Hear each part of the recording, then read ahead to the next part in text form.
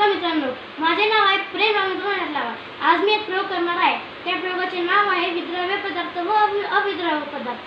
याला लागणारे साहित्य चार काचेचे ग्लास, 2 स्पून्स शुगर आणि सॉल्ट। तर आपण प्रयोगाला सुरुवात करूया। सगळ्यात पहिलं मी या 2 मोठ्या काचेच्या ग्लासमध्ये पाणी घेतलेलं आहे आणि या 2 छोट्या काचेच्या ग्लासमध्ये खायचं तेल घेतलेलं आहे आणि साखर आणि मीठ। आता आपण थोडीशी शुगर घेऊया आणि या काचेच्या ग्लासमध्ये टाकूया। बघूया शुगर काचेच्या ग्लासमध्ये विरघळते।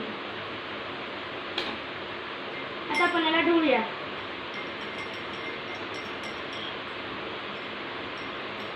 हे पहा, साखर पाण्यामध्ये विरघळत आहे।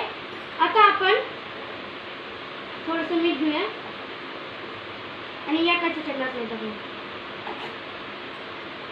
आता आपण या ग्लासमध्ये ढवळूया, बघूया मीठ विरघळते काय।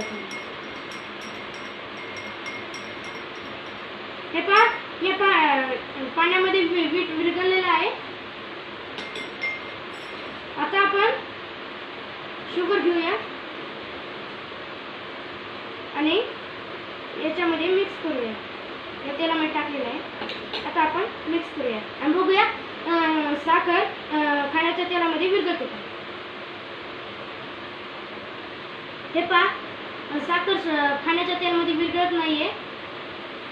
आता आपण थोडी शुगर घेऊया, मीठ घेऊया।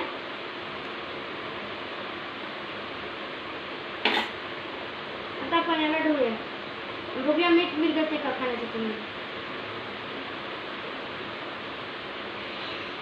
हे पहा, विरघळत नाहीये।